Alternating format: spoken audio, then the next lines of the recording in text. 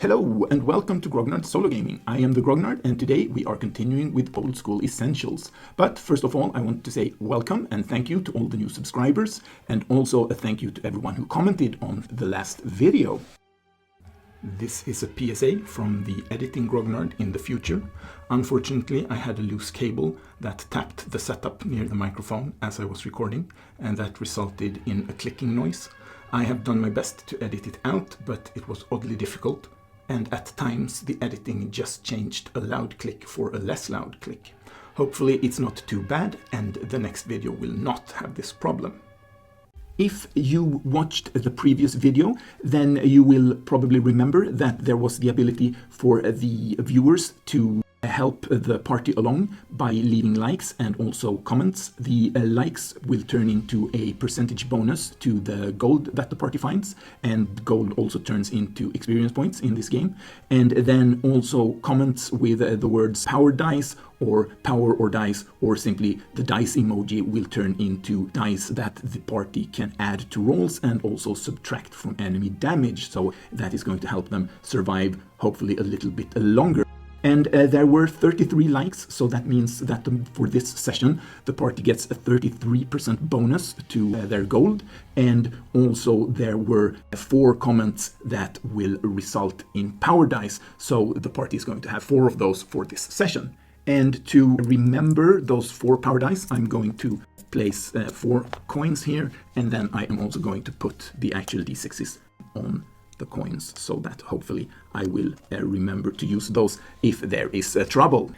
And because we are using one-to-one time with the real-world calendar, today when the party starts out, it is Saturday the 8th of November, and since we are also using the real-world weather in Stockholm as the weather in the game, today it is 6 degrees Celsius or 43 degrees Fahrenheit and cloudy. So nothing extraordinary and nothing that is going to cause the party any problems as they travel. And since the last session, I have finished all the equipment for the characters, and I have filled out sort of character sheets in Google Docs so that I can put them on the screen as an overlay, and I am going to do that now. And I'm just going to cycle through them kind of quickly. So if anyone, and I'm thinking maybe the Guildmasters particularly, but if anyone wants to look at the details, then you can just pause the video and look at the overlays. So I am going to be putting those up now.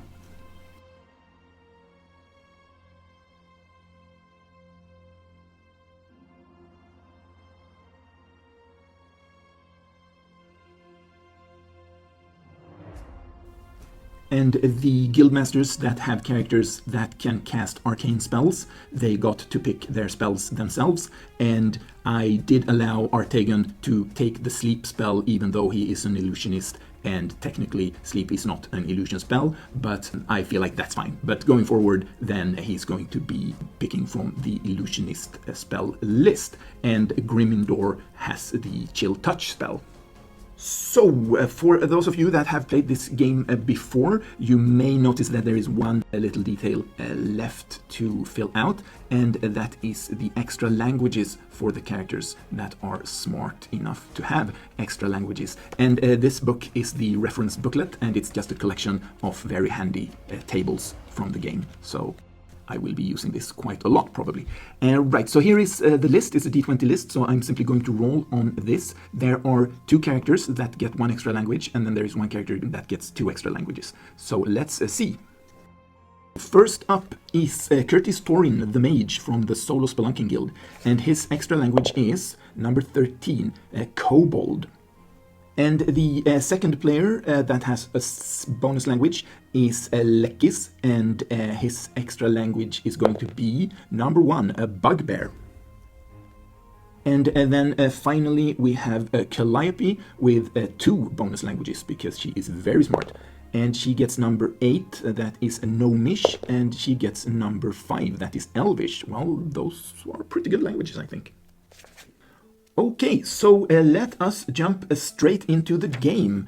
Here is the world map. I think we can call this the world map. And as you can see, I have made some changes since the last session. The first change is that I brought this island closer to the starting island because for some reason I made it so that there were 3 hexes of distance here, but it was supposed to only be 2. And then the second change that I have made is that I have made the port into a water hex so that the city is actually on the water, so it doesn't take any time to get from the city to the boat. Because the way it works out is that every hex on the world map can fit 7 hexes of island maps. So as an example, Blood Coast here, this green hex, it looks like this. Right? So all these 7 hexes can be fit into this one world map hex. And because the size of one of these hexes is 24 miles, the size of one of these hexes is 72 miles. And what would have ended up happening would be that it would have taken several days, 3 days of walking to get from the city to the boat, and that was not my intention. I wanted to keep these hexes smaller, but the rules for traveling in the wilderness are made so that it's fairly easy to get lost. And I figured that if the hexes were quite small, it just didn't really make sense. I mean, if you're in this hex and you climb a tree and then you can see the city, what are the odds of getting lost as you travel 3 miles into the next hex? It doesn't really make sense. And I want to play with the loop and the mechanics that are in the game. So that is why I decided to sort of scale the hexes up. But yes, I think that is as much as I need to say about the maps right now. But I can actually say a few more things about travel in this game, because I have decided to sort of cheese it with when the party travels by boat, because the way that it works according to the rules, there are these loops or sequences for traveling in. So this is what you do if you're in a dungeon exploring, this is what you do if you're in the wilderness exploring, and this is where you can get lost. And then there is also one for waterborne. So technically, as the party travels by boat, I would use this sequence, but then it has random encounters, and I don't want the focus of the game to be on random encounters as they travel by boat. I want the focus of the game to be exploring the islands. So what I have decided to do, starting out at least, I mean it might change, but starting out there are going to be no random encounters in the shallow waters. However, when they cross or enter a deep water hex, then I'm going to check for random encounters. And hopefully that can end up giving some interesting choices. Do you want to go the long way around that is safe, or do you hurry up and take the shortcut that is potentially dangerous? So that is my thinking concerning that. However, as they travel on land, then I'm going to use the wilderness exploration rules as they are in the game. And I think the final thing I need to say about travel and the boat is that wherever the boat is anchored, it's going to be considered safe. Normally, under normal circumstances, of course, something could happen in the game that makes it so that that they cannot simply go to the boat and be safe. But under normal circumstances, they can sort of take a long rest and things like that on the boat. Also, while they're on the boat traveling, they are not consuming rations. And the way that I have decided to do it, for now at least, is that every character can carry half of their strength in rations and water, and then they're going to share everything. So because Calliope can only carry 2 days worth of food and water, but all in all, and rounded up a little bit, the party carries food and water so that they can survive for 6 days once they have left the boat. So I don't know if I said this or not, but the way it then works out is that to walk, or if there is normal terrain, walking from one of these hexes into the next one takes about a day, around 8 hours of walking. While traveling by boat on this map, it takes 1 day from one hex to the next. So the boat is about 3 times faster than walking. Well, and the boat also can travel more hours per day, is part of why you get further with the boat. So, right, I think that was it. Okay, so the party, they start here in Home Sweet Home, and if anyone wants to name this city, just leave a suggestion in the comments, and I'm going to name it at the beginning of the next session. And their mission is to bring any civilized peoples on the islands into the kingdom that they were sent from. quite long ago. And if they don't manage that within, well, to some extent, to a satisfying degree, to a year from today, then there is going to be some sort of a punishment for the Guildmasters. So the characters of the party are the people that have been given this mission. And so they are going to go by boat. And yeah, also if someone wants to name the boat, then you're welcome to do that as well. And there was a vote among the Guildmasters for where they were going to go first. And Curtis Torin suggested going to the large island with a lot of things to explore. And Grekon wanted to conquer Castle Skullrot and make that a home base. But Calliope and Davies both wanted to visit the Blood Coast, because that sounds lovely.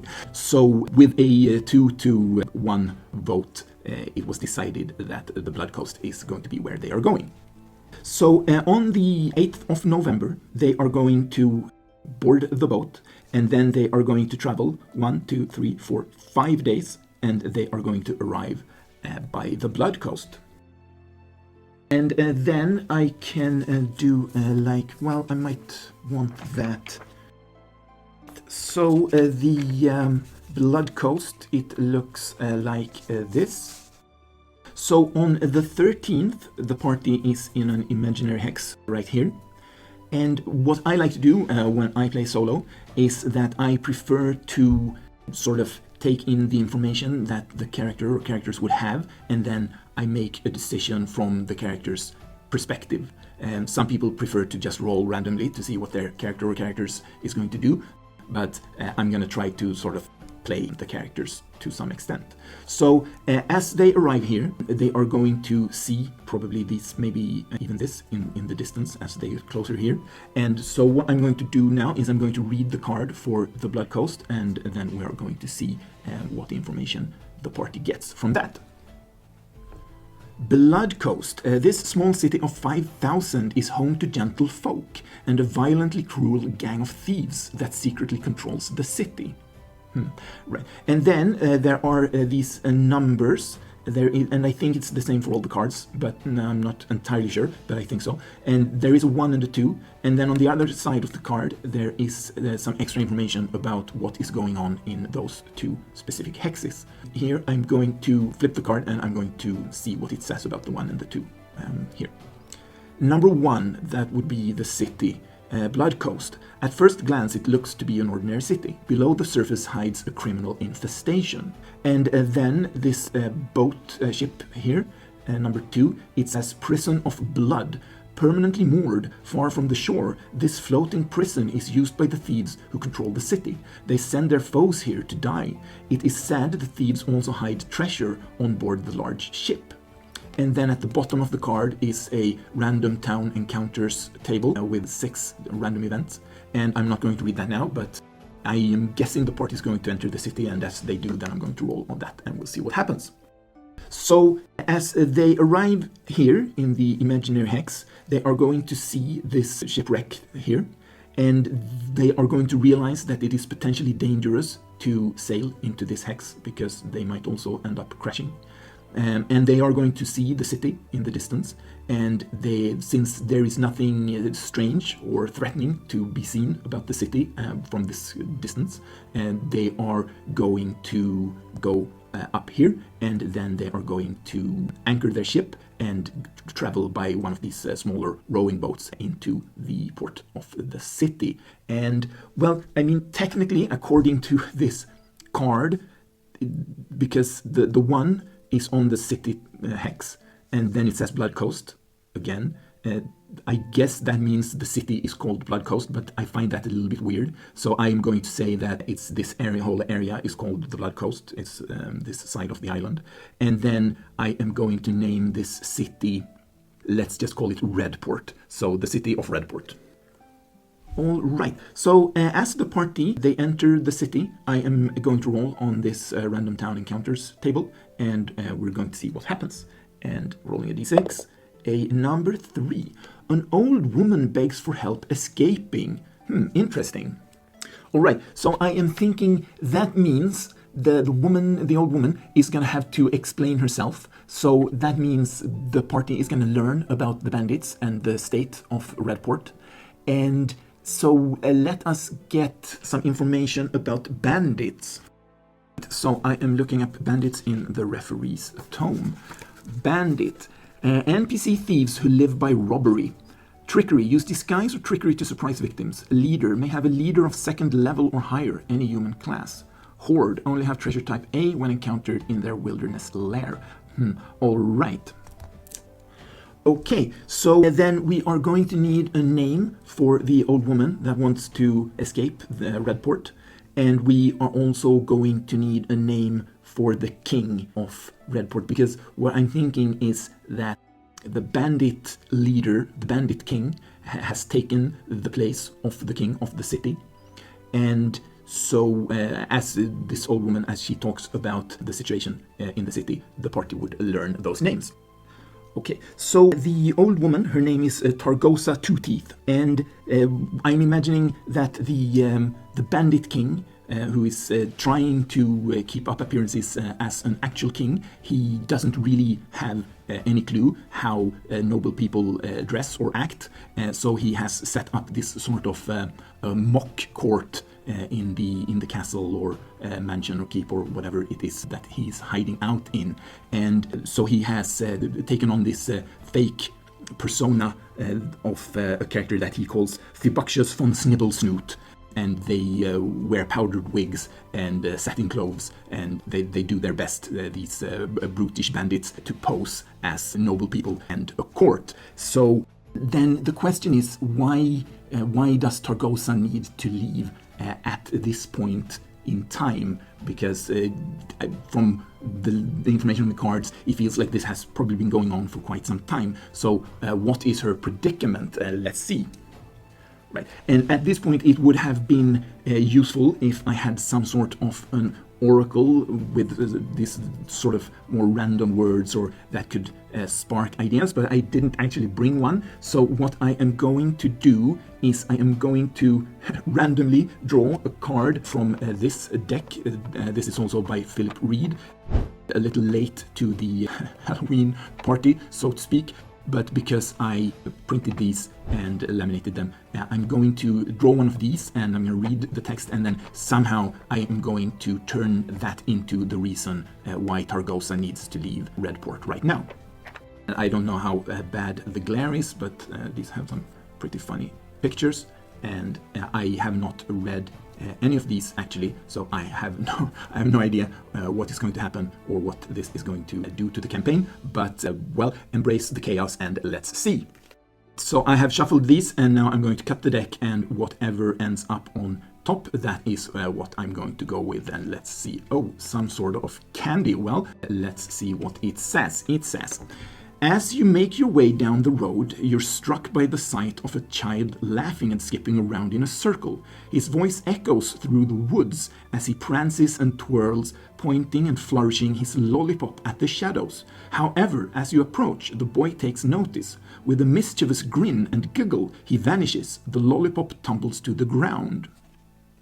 All right, so this then would be something that happened to Targosa, and so really the only thing that would be sort of left from this encounter would be the lollipop, which makes sense because it's on the back of the card. And so why then would this lollipop mean that she needs to leave the city? So I'm thinking the lollipop is magical, and whoever eats some of it gets some kind of ability to see and speak to the dead, maybe summon ghosts, something like that. So it is something that the bandit king would very much like to get his hands on. Perhaps there is going to be some sort of a story that is connected to him that would make this something that he very much wants. And probably also then Targosa has some sort of use for this magical lollipop. So, because otherwise theoretically she could just throw it away and she would be safe from the bandit king, but she doesn't want to do that. So for some reason she really wants to keep this thing, but she also very much needs to keep it away from the king. And Right, so that is as much of that story as I'm going to sort of come up with right now, and I'm going to put this to the side. And also we are going to need the real name of the fake king, the bandit king. So what I am going to do is I am going to say that his name is Marek, and then he is going to have a nickname that is the name of a monster that has a name that also begins with an M. So I'm just going to open a random page and point to something, and let's, oh, of course, here. Merchant is not a good one. Merman. All right, so his name is Marek the Merman, and perhaps, let's see, aquatic humanoids with fish tails in place of legs live in coastal waters, farming seaweed and hunting fish. All right, so maybe there is some sort of a connection to pirates, or maybe he has like a ring of water breathing, something like that, that has given him the nickname of Marek the Merman. Well, let's leave that as a maybe for now, but for sure his name is Marek the Merman. All right, so because I read all the text on this Halloween card, I'm going to decide that Targosa actually tells the party this story and sort of the background of why she really needs to leave right now. And then the question is, well, maybe Grimindor, who is a necromancer, he would perhaps be interested in this item, but I'm not going to make the party evil, so that they're not just gonna kill Targosa and steal this enchanted lollipop.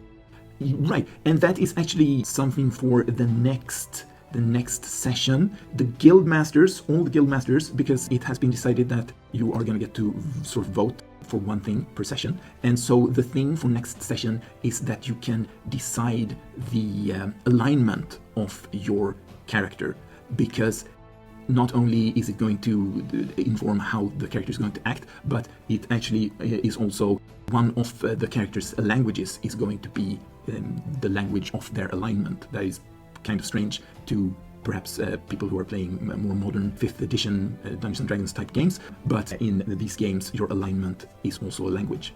But I'll probably contact the Guildmasters in a post or something like that and ask you if you want to give your character an alignment, and if you don't, then I'll just randomize it next time. So, right. However, the party, they are not going to steal this thing, but Grimindor is definitely interested in it. So, actually, what I'm going to say is that Grimindor, he's going to try to persuade the party that, yes, they are going to help Targosa, but as payment for helping her leave the island, they are going to ask for a piece of this lollipop. So let's see how that goes. And this might be a good time to bring out these things. I created these little tokens as a sort of test. I don't know how badly there's going to be glare on them. I was thinking maybe I would use them for combat, but with a party of 9 characters, I think that using tokens or minis for the combat is probably going to make it too slow. So we'll see how that plays out. But also what I have done is I have chosen D20s that are somewhat color coordinated with these tokens, so that I can roll for all the characters at the same time and then use the colors to see who succeeds and not. So I'm going to put these out here, and hopefully they're not hidden by the glare. So this way, hopefully, you can see which die belongs to which character, and the colors match somewhat, except for Grey Army Gaming got a grey die, because otherwise the difference between the browns and yellows and oranges, and it just becomes confusing. So grey die for Grey Army Gaming, and otherwise I think it makes sense somewhat. All right, so then Grimindor, he wants to convince the party of making this deal, and so I am going to roll a charisma roll for him to see how the negotiations go. And then you're supposed to roll low, you're supposed to roll under your attributes in this game. And 18 is not a very good result for him, so let's think about what that might mean. So then I could randomize what everyone thinks, of course, but I'm not going to do that because Grimindor didn't get a very good roll. I'm going to say that the others oppose what he wants. And I think the reason is that having heard the story of the city and the situation that the people here are in, and also because of the mission that the party is on, their approach is going to be that they're going to have to deal with this fake king, the bandit king, and they are going to attempt to free the city from the bandits. And if they help Targosa escape, then they are going to attract attention. So the party's plan is to help the old woman by ridding the city of the bandits. And if they do that, then they're not really doing anything for her specifically, so then it doesn't really make sense for Gryffindor to insist on a piece of the enchanted lollipop. All right, so then how does Targosa take these news? I am thinking that I'm going to randomize if the bandits, if the king, if he already knows that she has this enchanted piece of candy, and I'm going to simply flip this coin and see what the answer is. So does the bandit king already know about the enchanted candy? No, he does not. And that is good for Targosa and is relevant because then she's not super stressed out about leaving the island right away. So when the party says that, well, we can't really get you off the island right now because we have a mission of our own right here, and we are actually going to see if we can help the entire city and get rid of this bandit king, then she's not upset about that, but she thinks that that sounds good, actually. So Targosa thanks the party, and well, she is an old woman, so she doesn't really have a lot of detailed information about the bandits. But one thing that I forgot to check, I'm going to look up, let's see, bandits number of appearing, 1d8 or 3d10.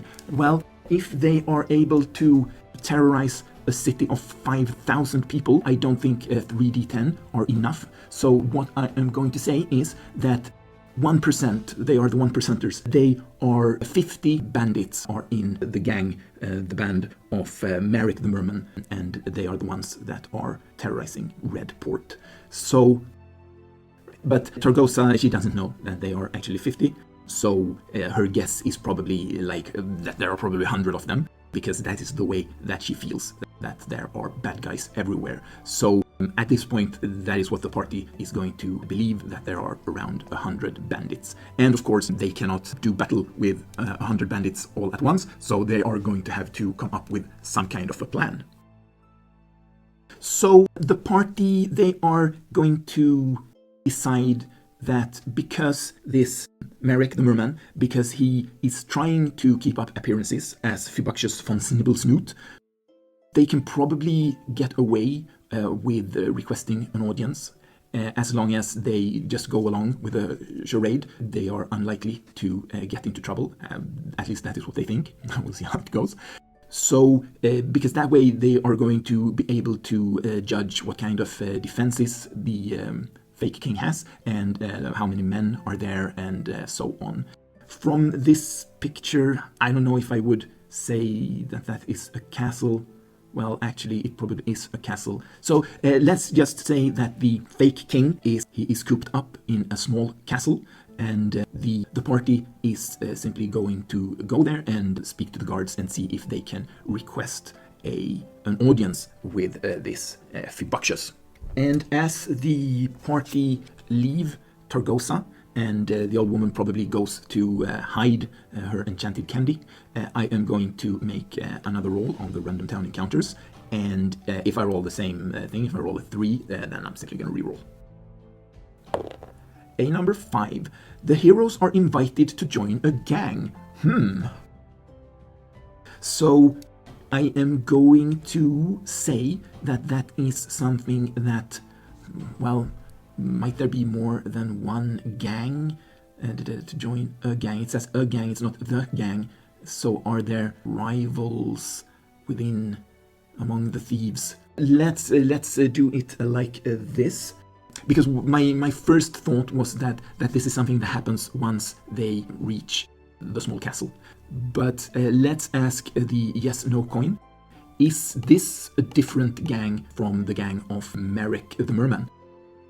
No, it is not. So then what I am going to say is that unless they completely botch the negotiations with Marek, then Marek is going to be interested in making the party join his gang for some reason, and what that reason might be, we'll see when we get there. Okay, so the party are going to make their way to the castle to see if they can request an audience with the king, the fake king, Fibaxius von Snivelsnoot. And when they get there, there are 2 guards posted outside. And in this game, generally what you do with random encounters is that you roll 2d6 for the reaction. And so that is what I'm going to do. And in this party, most of the characters have a high charisma, so generally they are going to have a +1 to these rolls, but I'm only going to use the charisma modifier at times when there is some sort of interaction. So in a situation where an NPC simply sees the characters, then I'm gonna roll. Now I'm not going to add the charisma bonus because it doesn't really, I don't feel like it plays a part at that point. But this is going to be a social interaction, and the most charismatic character would be Curtis Torin, the mage from the Solorpg Guild. So the party is going to push him up ahead so that he speaks to the guards. So I am going to roll a reaction roll for the guards. And definitely the guards are actually bandits in disguise. So, but let's see what their disposition towards the party is. Well, I'm going to reroll that. A 10, that is pretty good. And then with the +1 for his charisma, let's see, 9 to 11. All right, so you need a 12 or more for them to be friendly and helpful, but they are at least indifferent, well, and uninterested. Well, that actually makes perfect sense, but it also means that they are not hostile. So let's have Curtis roll a charisma roll to see if he can convince them to go ask the fake king for an audience. No. He had, I think his charisma is 16 even. Yes, Curtis Torin has a charisma of 16, but that was not enough. So these bandits disguised as guards, they are really bored. They want to be out looting and plundering and thieving and whatever else that they are used to. So standing here in probably a heavy chainmail and lugging around a big spear and maybe a big shield, it's not to their liking at all. So they are very dismissive, and they're just like, no. The mighty king doesn't want to see random traveling peasants like you, so get out of here.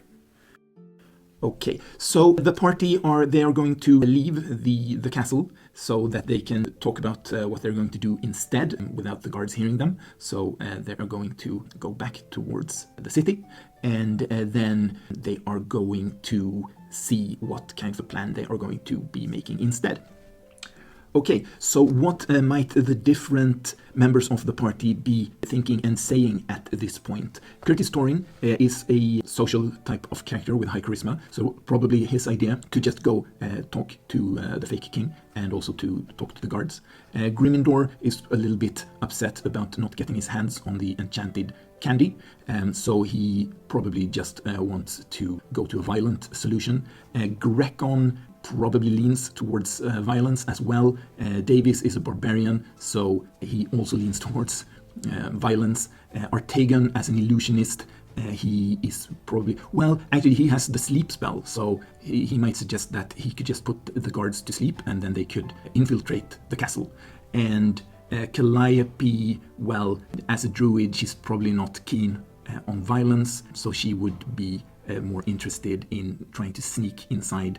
And Lekis, also a Beastmaster, probably leans towards violence. And Flark, the flatulent cleric, is not a very refined person, so probably also violence, while the thief definitely wants to infiltrate the castle.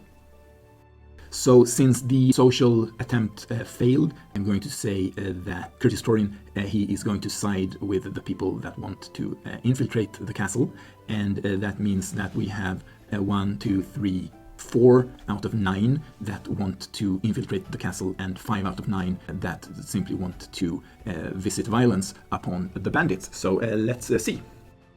So I'm going to roll a d10, and if I roll 1 to 4, then the decision is to infiltrate the castle, and if it is above that, then the plan is to visit violence upon the bandits, and if I roll a 10, a 0, then I'm going to reroll. So let's see. A 2, that means the party decides to try to infiltrate the castle. Let's see how that goes. And I almost forgot, because there was this result on the random encounter table that the heroes are invited to join a gang. And I was thinking that was going to happen when they met the fake king. But now that that didn't happen, let's have that instead happen now as they are making their plans, and see how that turns out. So they are approached by some shady characters. They have just decided that they're going to try to infiltrate the castle. Well, and I mean essentially to assassinate the fake king, but to do it as a kind of a stealth mission and not simply attack the castle outright. But then let's see, because bandits in a dungeon type setting, there are a 1d8 appearing, and in the wilderness it would be 3d10, but since they are in the city, I'm going to roll a d8 for the number of bandits that approach the party. 4 bandits approach the party. So 4 bandits in disguise, and what might they be disguised as? Well, since the city is by the water, let's say they are disguised as simple fishermen. They approach the party, and then probably they would want the party's help with something that they don't want to do themselves. So I'm gonna need, I think, to come up with some sort of a quest or mission that is the reason that these bandits are looking to recruit the players. So because I did not bring any more like oracle type cards, I am again going to, even though it is neither Halloween nor October anymore, I am still going to use this deck because I feel like it worked reasonably well for Targosa. So again, I'm going to draw a random card, and then I'm going to use the text to come up with a mission that the bandits want the party to do for them, and that is going to be sort of as an initiation into the gang.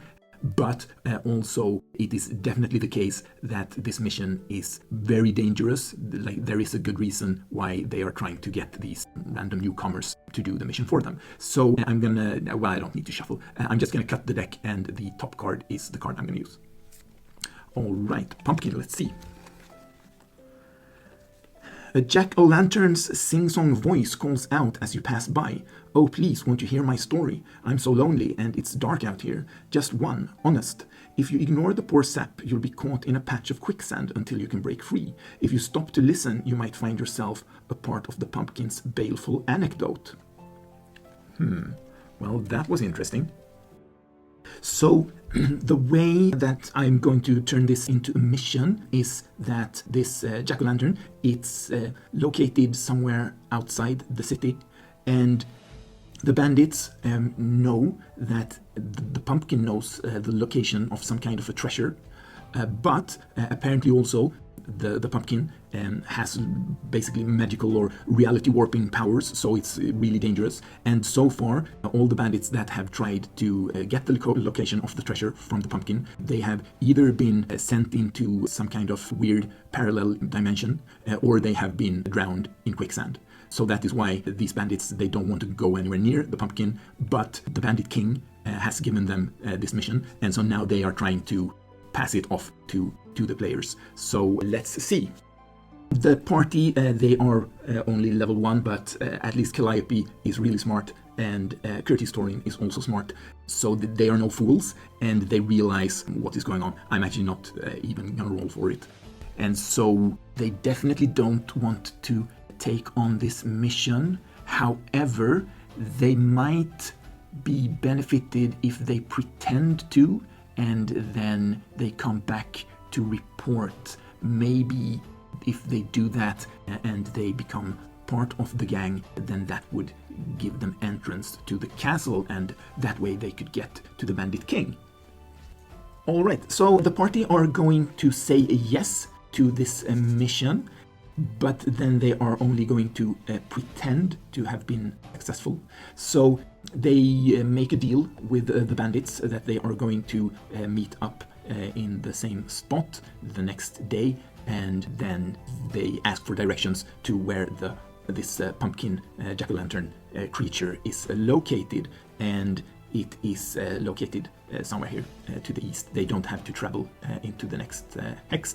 It is near an abandoned homestead or barn or something here east of the city. So that is where they are going. So to keep up appearances, the party leave the city and they go east, and they are going to simply get close to where this jack-o'-lantern is located so that they can see it. But, well, maybe now if someone was chaotic, maybe their intrusive thoughts would have taken over and they would have decided to speak to this weird thing. But I'm going to say that they stick to the plan, and so they don't speak to the pumpkin, they don't get close to it, and then they simply wait around for a bit, and then they go back into the city. And then, because they were going to meet with these bandits again the next day, they are going to find an inn, and they are going to spend the night at the inn. But let us say that before they do, I'll make one last roll for the day on this random town encounters table, and let's see what happens. Number 2, the PCs are accused of a crime. Oh no. Well, let's say then probably what happened actually was that the bandits were not so easily tricked, so they sent someone to spy on the characters to see if they were actually going to do what they set out to do. So it is not a crime, sort of an official crime, but a crime against the gang, against the bandits. So by the time they come back into the city, since the party is so large, it is unlikely that it's only going to be 4 bandits. So let's say that 9 bandits are waiting for the party as they come back into town. So the party, as they enter the city, these threatening 9 bandits show up, and they tell the party that they are not so easily fooled and that they are going to pay for their treachery. And sort of the deal that the bandits are offering is that the characters, they can either give the bandits all of their gold and all of their equipment and then leave the city, or they are going to pay in blood. And of course, at this point, and also the characters being like players never surrender their gear. If you want to make players really angry, then you have an NPC or a monster or something steal their things. I guarantee you it is not going to end well. But that means we are going into combat. Normally, this is the sequence for encounters, but because there has been sort of a social encounter up to this point, the 2 groups are really close to one another, so I'm not going to randomize these things and there's no surprise or anything like that, but instead I am going to roll the initiatives, and let us see. The bandits are red and the party is blue, and that is a tie. However, because we are playing the advanced rules and everyone in the party is a human, they actually win when the initiative is tied. So that means the party goes first. So the sequence for combat is not like ordinary Dungeons & Dragons, but instead you follow this order of things. And the first thing that you do is you declare spells and melee movement. And no one is in melee yet, so we're gonna skip that for now. But declare spells, and of course, hopefully this is going to be Artagan's moment to shine, the whole reason that he picked sleep as his spell, because as they are facing 9 of these bandits, he is guaranteed to cast sleep on them. Alright, now I already rolled the initiative because I looked down here, but and never mind, the party does go first, and so the winning side acts, and you check monster morale, and there are certain things that can trigger morale rolls, but none of those things have happened yet, so I'm not going to check for morale. And then movement, missile attacks, spellcasting, and melee attacks in the end, and then the other side gets to act. Alright.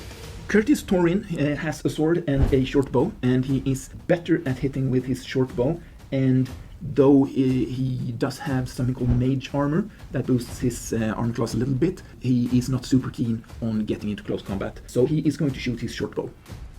And he has a THAC0 of 18 with his bow, and the bandits have an AC of 6, so 12 or higher. That would be a hit. And the bow inflicts 1d6 points of damage. Ooh, maximum. A nice start. And a bandit has only 4 hit points, so that means we have 1 bandit down already. So I made these for enemies. Unfortunately, I don't have 9. I only have 7 of them, and I'm not going to move them around or anything. I'm just going to flip them as they die or are defeated. So let's see. I'll use coins for the last 2. So let's remove this coin for the first dead bandit. And also the first casualty is going to trigger a morale check next round. All right, so Grimindor, he he has no armor and he has not a lot of hit points. So even though, and he didn't declare a spell, but he's not very keen on running up to a bandit and casting Chill Touch. So he is going to throw a dagger at one of the bandits, and a thrown dagger, his THAC0 is 20 because of his dexterity. So that means he needs a 14 or higher. Unfortunately, he misses. Well, Grekon has both chainmail and shield, and also he hits better with his sword than with his, well, what does he have? He has a short bow. So he is going to engage one of the bandits in melee, then he is going to attack. So, all right, yes, and he also has a pet. So he's going to bring his pet. Well, I said that I wasn't going to move them, but actually in order to keep track of who is in close combat and who is shooting from... Oh, right, sorry, I got a little bit confused there. We are in the missile phase. That means he's not acting now. And Davies, well, Davies has a super high dexterity, but he also has... so that means he's very good at hitting his... I think he could only afford a sling, right? So he does more damage with his sword, and he also has a shield and chainmail, so he's also going to move into melee. Well, technically then he has moved into, well, I guess I should have done it like this. So Brekon has moved into melee, Davies has moved into melee, Artegon has not, Calliope has not, and Lekis has moved into melee, and, well, Flark has moved into melee, and with his 1 hit point, Theros has definitely not moved into melee. So from this positioning, we are going to continue with the missiles, and that would be Artegon next. And Artegon is going to throw daggers.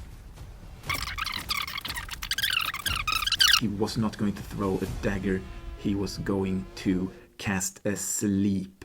Well, actually, what we are going to do is we're simply going to put him back. Calliope did hit, and then I am going to roll. If Calliope rolls a 4, then this guy did indeed die, and she rolled a 1. All right, too bad. That means that this guy is still standing, and he has 3 hit points, and now it is Artegon's time to shine, and he's going to cast Sleep.